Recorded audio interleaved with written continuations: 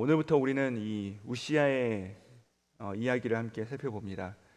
그런데 그의 할아버지 이 요아스부터 또 그의 아버지 되는 아마샤, 그리고 오늘 이 우시야 본인에 이르기까지 삶의 궤적이요 거의 비슷합니다.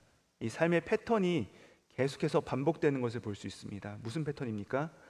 하나님을 의지하면 강성하여지지만 하나님께 대하여 교만하여지니 그의 모든 것들이 무너지는 것입니다. 이 패턴이요, 이게 마치 가게에 흐르는 저주처럼, 물론 그런 것은 없지만 부모님을 보고 자란 마치 그 후회의 모습과 같이 이런 것들이 계속해서 반복되어지는 것을 우리가 볼 수 있습니다. 오늘 말씀에 나오는 이 우시야는 아마샤의 뒤를 이어서 16세의 나이로 이스라엘 남유다의 왕이 됩니다. 그래서 무려 52년 동안이나 나라를 다스렸다라고 말씀하십니다. 52년은 이 므낫세 왕, 그러니까 55년 동안 나라를 다스렸던 그 므낫세 다음으로 많이 길게 통치하였던 왕인 것을 우리가 볼 수 있습니다. 그런데 참 놀랍게도 그렇게 길게 나라를 통치했음에도 불구하고 성경은 그의 행적에 대하여 그가 통치를 다스린 그 시간에 대하여서 길게 기록하지 않습니다. 딱 한 문장으로 그의 삶을 정리하는데 우리 5절 말씀 함께 읽어보도록 하시겠습니다. 시작. 하나님을 경외하는 스가랴가 사는 날에 하나님을 찾았고 여호와를 찾을 동안에는 하나님이 형통하게 하셨더라.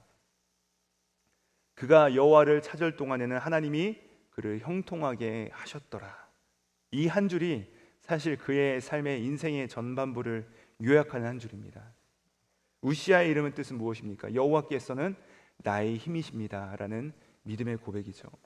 이처럼 그가 하나님을 나의 힘으로, 자신의 힘으로 삼을 때 어떤 일이 일어납니까? 우리가 읽은 것처럼 나라가 살아납니다. 나라가 회복됩니다. 무너진 성벽이 세워지고 우물물이 솟아나고 농업이 꽃을 피고 군대의 질서가 잡히기 시작합니다. 자, 이렇게 형통한 이유가 무엇이라고요? 그가 여호와 하나님을 신뢰하기 때문이었다는 것이죠. 또한 7절에서도 그 이유에 대해서 분명하게 다시 한번 언급하고 있는데 우리 7절 말씀 함께 읽어보도록 하시겠습니다. 시작.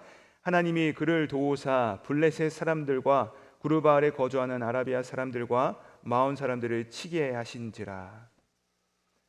지금 이 우시야 왕이 다스리고 남유다의 질서가 아름답게 세워지고 경제가 회복되고 또 주변 나라들과의 전쟁 가운데서 승리하게 된 그 유일한 이유에 대해서 뭐라 말씀하십니까?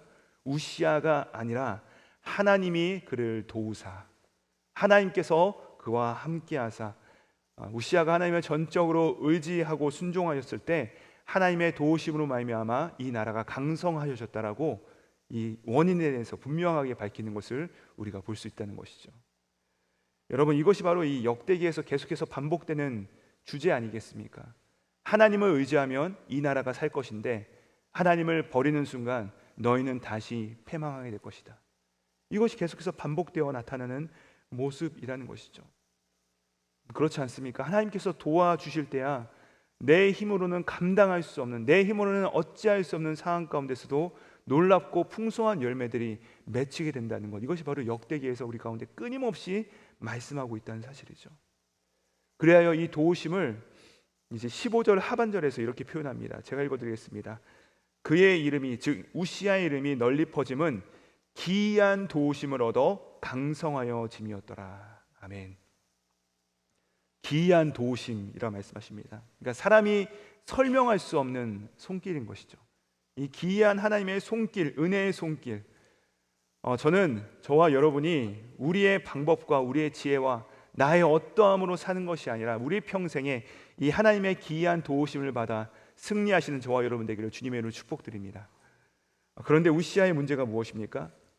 나라가 이렇게 강성하여지고 이 모든 것들이 평안하여지고 마치 하나님의 도우심 가운데 순풍에 돛단 듯이 이 모든 것들이 잘 풀려나가니까 어떻게 돼요? 어느 한순간 그의 마음에 교만함이 찾아오게 된 것을 볼 수 있는 것이죠.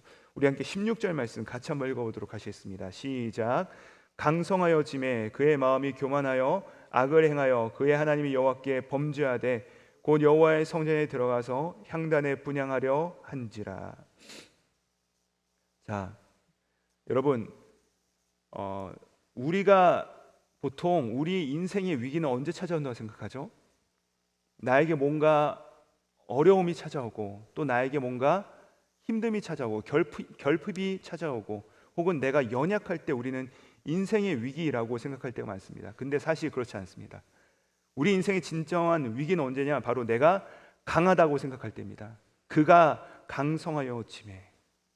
우시아도 그가 강성하다고 생각하니까 그의 마음에 뭐가 찾아와요? 교만이 찾아오게 되죠. 마치 그의 부왕들처럼, 요시아와 아마샤처럼 그 역시도 다시 이 몰락의 길을 걷게 되는 것을 오늘 우리가 볼 수 있다는 것입니다. 여러분, 성전에서 분향하는 것은 누구의 사역입니까? 제사장의 사역입니다. 하나님께서 레위 자손에게 맡겨주신 사역이죠. 근데 우시아가 어떻게 합니까? 성소 안으로 들어가서 향을 피우려 합니다. 분향하려 합니다. 자, 그러자 제사장과 용맹한 80명의 제사장들이 달려와서 말립니다. 왕이시여, 그것은 왕의 직분이 아닙니다. 이것은 하나님께서 우리에게 맡기신 사역입니다 라고 말렸음에도 불구하고 우시아가 어떻게 하죠? 도리어 화를 멈추지 않습니다. 이 강성한 내가 못할 것이 무엇이냐? 내가 왕인데 너희가 감히 나한테 뭐라 하느냐? 그가 이렇게 화를 내면서 하나님 앞에서 그가 범죄하는 것을 볼 수 있습니다. 자, 그러자 어떤 사건이 일어납니까? 19절 말씀 보니까 그의 이마에 나병이 생긴지라. 여러분, 이것은 너무나도 상징적인 표현입니다. 여러분, 나병이 어떤 병이죠?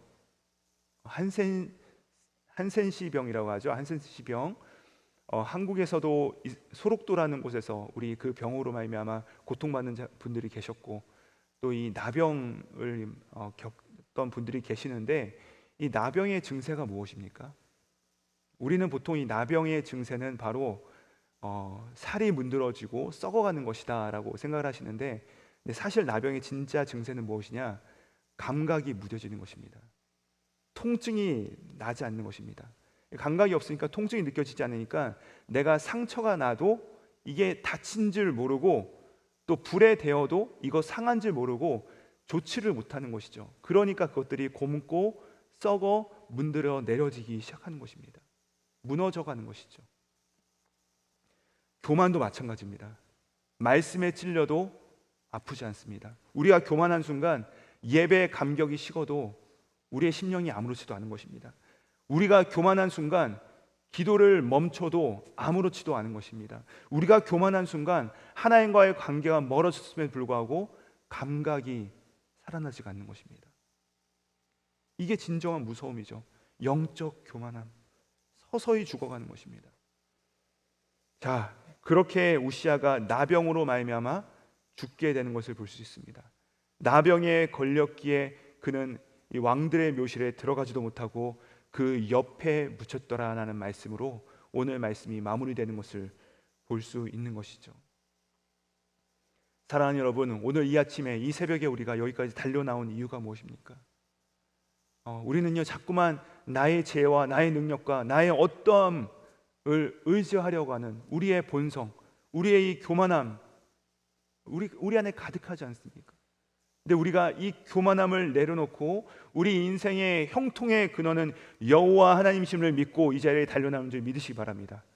여러분, 우리는 우리 자신을 의지하는 자들이 아니라, 우리의 어떠함 가운데 교만한 자들이 아니라 하나님께 엎드려져 하나님의 도우심을 간구하기 위해서 이 자리에 달려나오신 자들입니다. 이 새벽에 혹시라도 우리의 마음 가운데 내가 그 왕자를 차지하고 그 왕관을 쓰고 있더라면, 마치 이 우시아처럼 그가 강성하여 짐에 그의 마음 가운데 교만이 찾아왔던 것처럼 우리 안에도 그런 교만한 마음이 있더라면 우리의 왕관을 내려놓고 겸손히 하나님께서 나의 왕이십니다, 하나님을 의지합니다, 다시 한번 하나님을 찾는 저와 여러분 되시기를 우리 구주 예수님의 이름으로 축복드립니다. 오늘도 우리의 교만의 왕관을 벗어버리기 바랍니다.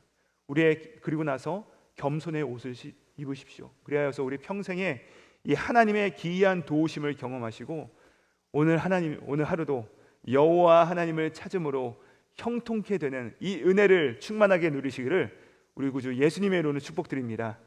기도하시겠습니다.